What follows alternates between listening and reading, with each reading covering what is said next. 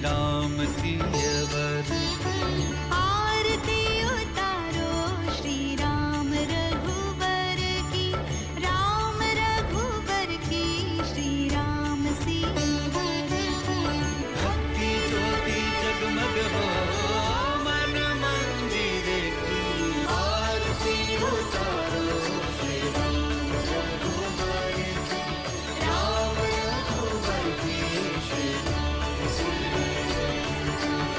सियावर रामचंद्र की गुरुवर,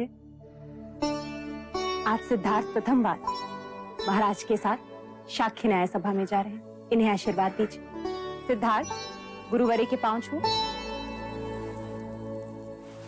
सदायुषी भव, कीर्तिमान भव, कुल देवता सूर्य समान तेजस्वी भव। दीजिए। प्रसाद नहीं, आशीर्वाद। मेरा आशीर्वाद तो सदा आपके साथ है कुमार।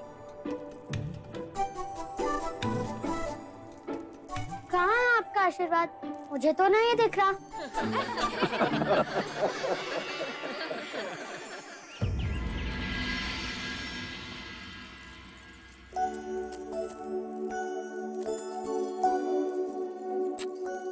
क्या न्याय सभा जाने के लिए इतने आभूषण पहनना आवश्यक है माँ? हाँ, क्यों? तभी तो तुम युवराज लगोगे। तो क्या आभूषण ना पहनने से युवराज युवराज नहीं होते? तुम्हारा नाम सिद्धार्थ नहीं, प्रश्न होना चाहिए था। महादेवी, युवराज को काला टीका लगा दे, कहीं इन्हें आप ही की दृष्टि ना लग जाए।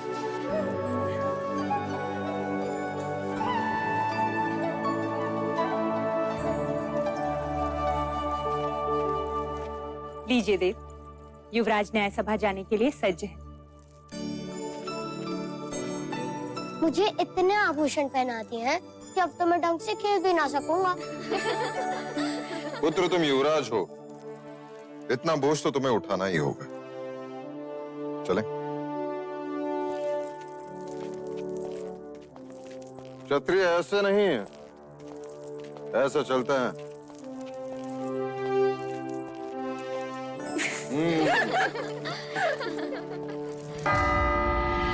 आप सभी का कपिल वस्तु की न्याय सभा में स्वागत है। और स्वागत है हमारे युवराज सिद्धार्थ का और कुमार देवदत्त का भी, जो आज प्रथम बार कपिल वस्तु की न्याय सभा में उपस्थित हुए हैं। युवराज सिद्धार्थ की, युवराज सिद्धार्थ की, युवराज सिद्धार्थ की। शांत हो जाइए, शांत हो जाइए।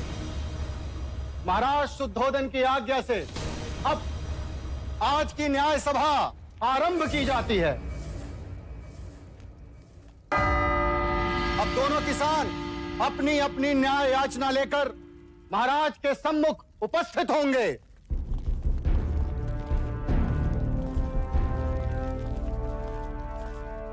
प्रणाम महाराज। क्या याचना है? महाराज, मेरी याचना इस कुशल के विरुद्ध है। इसने मुझसे पिछले वर्ष अनाज उधार लिया था, ये कहकर कि वो अनाज इस वर्ष मुझे लौटा देगा, मगर महाराज आज तक इसने वो अनाज मुझे लौटाया ही नहीं। कैसे लौटाऊं महाराज? पिछले 2 साल से उपज नष्ट हो रही है, इस साल भी कुछ हाथ नहीं लगा। ये असत्य बोल रहा है महाराज। आप चाहे तो अपनी सिपाही से पूछ सकते हैं। जब सिपाही इसे लेने आया था उस समय भी ये अपने गेहूं को तेल लगाकर उसे बोरियों में भर रहा था। महाराज, मेरे पास 2 ही बोरी गेहूं है, उसी से मैं अपने परिवार का पोषण पूरे वर्ष करूंगा। महाराज, गेहूं को तेल लगा के इसलिए रख रहा था कि वो खराब ना हो, और आपके सिपाही मुझे पकड़ के यहाँ ले आए। वो 2 बोरी गेहूं भी मैं इनको दे दूंगा, तो हम खाएंगे क्या? महाराज, अगर ये अनाज नहीं दे सकता तो इससे कहिए कि ये अपने खेत दे दे। अगर मैं खेत दे दूंगा तो अनाज कभी न लौटा पाऊंगा। महाराज, दोनों पक्षों ने अपनी राय रख दी है, अब महाराज न्याय करेंगे। युवराज सिद्धार्थ, कुमार देवदत्त। पहले मैं न्याय दूंगा। अवश्य। महाराज, मेरा मत है कि हम न्याय क्षत्रिय विधि से करें। कुशल ने गौरी को दिया वचन पूरा नहीं किया, इसीलिए कुशल को अपना खेत गौरी को देना चाहिए। महाराज, ऐसा न्याय न करें महाराज। हम नष्ट हो जाएंगे। दया करें महाराज। कुमार सिद्धार्थ, तुम कहो।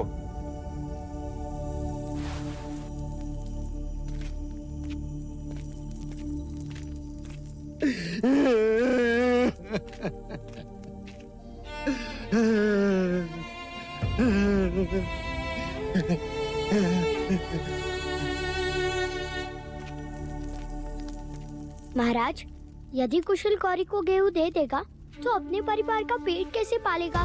खेत दे देगा तो अनाज कहाँ से उगाएगा? और गौरी को उसका अनाज कहाँ से लौटाएगा? वैसे भी गौरी के पास अनाज का अभाव नहीं, इसलिए मुझे लगता है कि कुशल की अनाज लौटाने की अवधि बढ़ा दी जाए।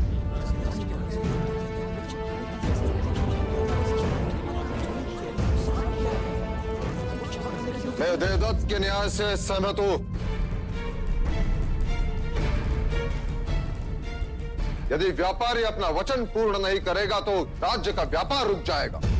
इसलिए कुशल को, गौरी को कुछ न कुछ तो देना ही होगा। क्षमा करें महाराज, चलते समय मेरे पास जितने पंड थे वो सब गौरी को दे दिए मैंने। महाराज, इसने मुझे कुछ नहीं दिया। महाराज, गौरी असत्य कह रहा है। महाराज, मैं असत्य क्यों बोलूंगा? महाराज, आप कहें तो मैं सत्य का पता लगा सकता हूँ। ठीक है तो करो परख, कौन है सत्य और कौन असत्य। सिक्के दो गौरी। किंतु युवराज, ये सिक्के तो मेरे हैं।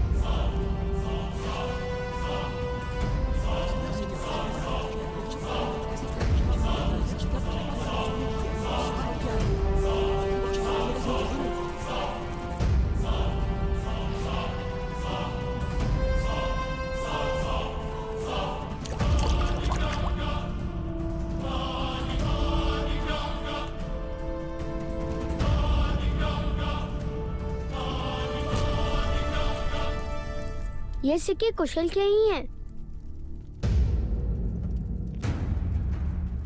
इस बात का क्या प्रमाण है कि ये सिक्के कुशल के ही हैं? क्योंकि जब कुशल ने सिक्के दिए तब वो गेहूं को तेल लगा रहा था और तेल सिक्कों पर लगा है।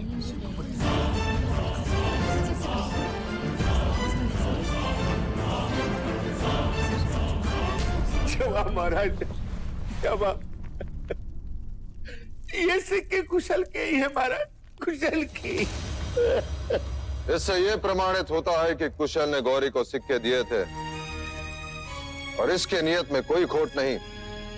कुशल के अनाज लौटाने की अवधि बढ़ा दी जाती है और गौरी को असत्य बोलने के लिए 10 कोड़े मारने का दंड सुनाया जाता है। नहीं महाराज, नहीं महाराज, मुझे क्षमा कर दो, मुझे क्षमा कर दो।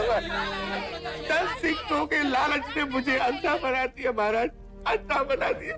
मैं अगर आज के बाद असत्य बोलो तो मेरे अनाज और खेत सब आपके। महाराज, गौरी को क्षमा कर दीजिए। अब से वो कभी असत्य नहीं बोलेगा।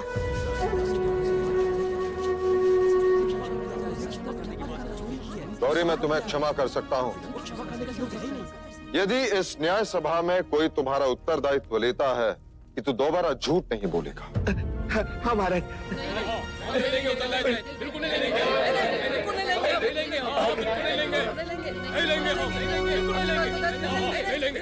देखा गौरी, तुम्हारा उत्तरदायित्व लेने के लिए कोई तैयार नहीं, इसलिए तुम्हें 10 कोड़े मारने का दंड। महाराज, गौरी का उत्तरदायित्व मैं लेता हूँ।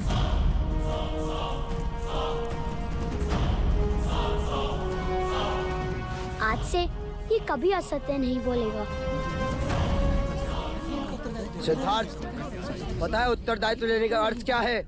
यदि गौरी ने दोबारा असत्य कहा तो कोड़े तुम्हें खाने होंगे। हाँ ज्येष्ठा, पर गौरी तो यातना से बच जाएगा ना?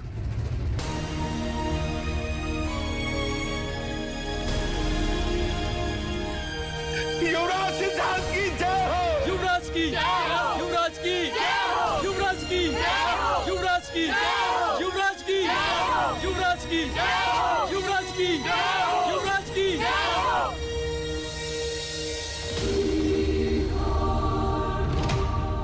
चाहे लाख जतन कर ले राजन, तेरा पुत्र सन्यासी ही बने।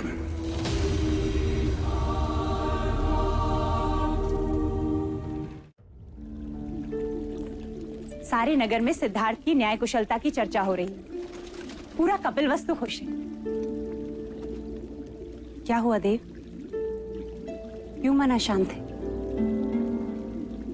आज तो आपके क्षत्रिय ने पूरी न्याय सभा जीत ली। न्याय करना क्षत्रिय का लक्षण है और बुद्धिपूर्वक न्याय करना ज्ञानी का लक्षण। परंतु अपराधी का उत्तरदायित्व लेना करुणा का लक्षण है प्रजापति। और राज्य करुणा से नहीं चलता। राजा को वज्र से भी कठोर होना चाहिए। जब अपराधी के चमड़ी पर कोड़े पड़ते हैं तो उसे उसकी पीड़ा नहीं, अपने न्याय के गर्व की अनुभूति होनी चाहिए। किंतु देव, युवराज अभी बालक हैं और सुबह की धूप कच्ची ही होती है। इसी कच्ची धूप को प्रखर करने का समय आ गया है प्रजापति। ठीक कहा। हम सिद्धार्थ को तक्षशिला के गुरुकुल भेजेंगे। सिद्धार्थ तक्षशिला नहीं जाएगा। तो क्या आप सिद्धार्थ को गुरुकुल की शिक्षा से वंचित रखेंगे? मैं उसके लिए यही गुरुकुल बनाऊंगा। मेरी आंखें ही उसके लिए तक्षशिला होगी। हमारे कुल के सभी बालक एक साथ यही पढ़ेंगे, कपिलवस्तु में।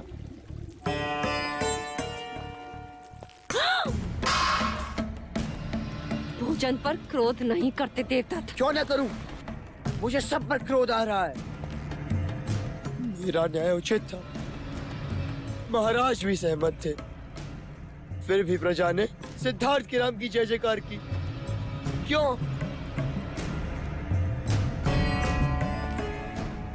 आंसू पोंछो देवदत्त, इस भांति रोते नहीं।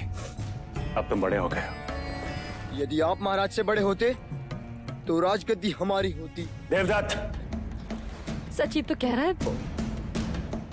इस भांति बड़ा होकर भी देवदत्त छोटा नहीं बनता।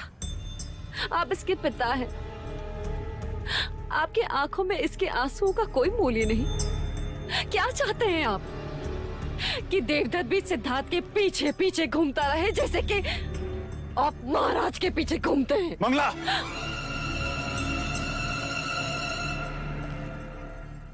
अब देखना देवदत्त के आंसुओं का मूल्य कौन चुकाता है, महाराज शुद्धोधन अथवा युवराज सिद्धार्थ।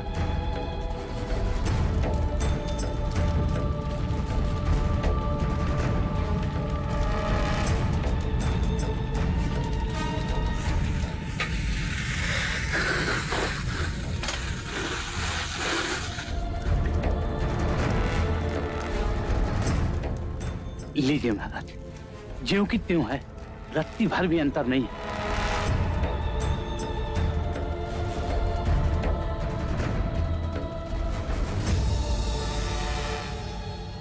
ध्यान रहे, किसी को पता ना चले। महाराज, अगर मुंह बंद करने का कुछ मूल्य मिल जाता तो।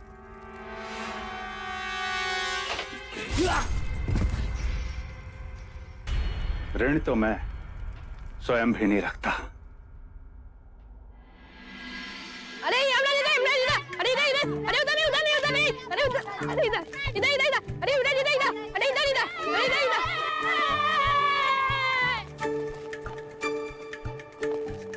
खेलोगे हमारे साथ? नहीं।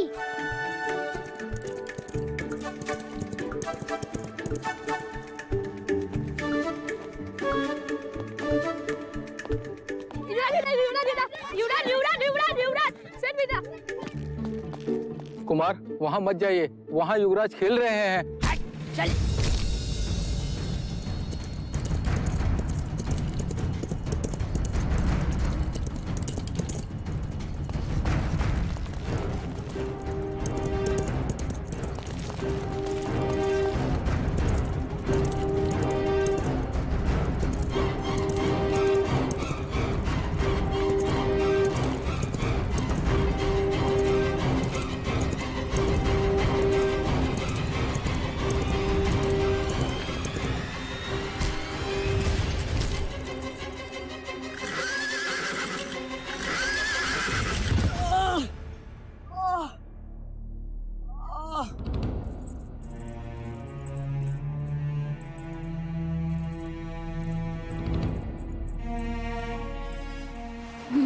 महादेवी। क्या नाम है तुम्हारा? चन्ना महादेवी। ये तुम्हारा पुत्र है सूर्य? जी। भीतर आओ। जी नहीं युवराज, मैं आज ठीक हूँ। वो सारथी पुत्र है, वो भीतर नहीं आ सकता। क्यों? वो ओछी जात के हैं, उन्हें छूते नहीं। ओछी जात? ये जात क्या है? जैसे आप युवराज हैं और वो सारथी पुत्र है। तो वो मुझसे भिन्न कैसे? आपका जन्म राजप्रासाद में हुआ है, इसलिए आप युवराज हैं, और वो छोटे घर में रहता है, इसलिए सारथी पुत्र है। इसमें क्या भिन्नता है?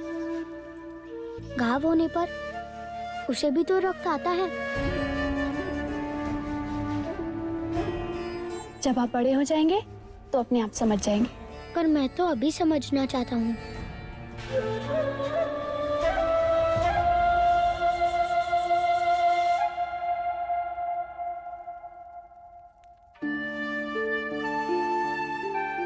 अरे नहीं युवराज, ये क्या कर रहे हैं आप? हमें नहीं छूते, हम ओछी जाति के हैं, हमें छूना पाप है। आज यदि ये मुझे छूता नहीं तो मैं बचता कैसे? मैं तो घायल हो जाता। महादेवी,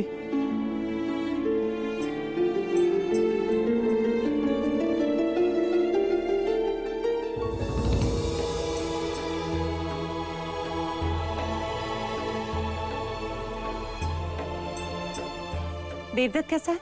उन्हें अधिक चोट आई है, और ये बात तो मुझे अब बता रही है। चल। देवदत्त, महाराज को पता चलेगा तो क्या होगा, तुम्हें पता है? देवदत्त कैसा है मंगला दीदी? देखो ना, सिद्धार्थ को बचाते बचाते घोड़े पर से गिर गया। भाइयों का प्यार तो देखो जरा। सिद्धार्थ, तुम ठीक तो हो? ये हटाओ इसे यहाँ से। इसी के कारण सब कुछ हुआ। यही बीच में आ गया था और मैं अश्वनियंत्रण खो बैठा और गिर पड़ा। हटाओ इसे यहाँ से। ओछी जात। ये मेरे साथ है ज्येष्ठा। यदि ये तुम्हारे साथ है तो मैं तुम्हारे साथ नहीं। देवदत्त, क्या कह रहे हो? युवराज है ये। कोई बात नहीं मंगला दीदी, हमें तो इस बात का संतोष है कि दोनों कुमार स्वस्थ हैं। एक बात और मंगला दीदी, ये बात महाराज तक ना पहुंचे, अन्यथा अकारण ही युवराज को लेकर चिंतित हो जाएंगे।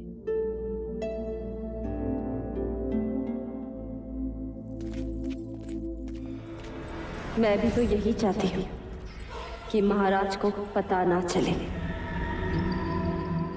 देवदत्त,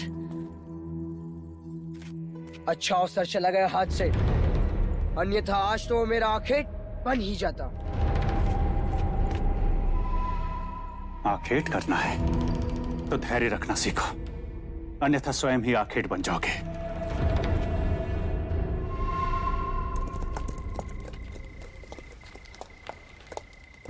गौरी नंदन जी। जी कहिए, क्या आदेश है?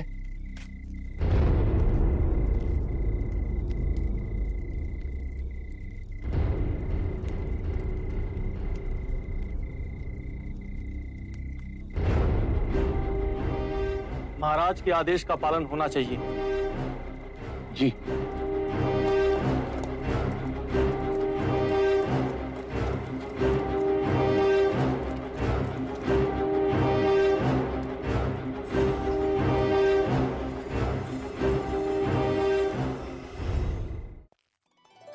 हम सब कहाँ जा रहे हैं यार? हम सब हर वर्ष की भांति वक्र मंगल उत्सव के लिए जा रहे हैं। तो क्या हर वर्ष की भांति अमिता बुआ भी आएगी? हाँ, आएंगी। और यशोधरा? वो भी आएगी। हरि ओम अग्निन्द्रोदां पुरोदधे हव्यवाहमुपब्रवे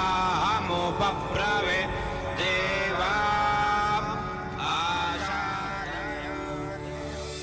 महाराज, खेतों की उपज फूले फले, इसलिए भगनी और ब्राह्मणों को भूदान दीजिए।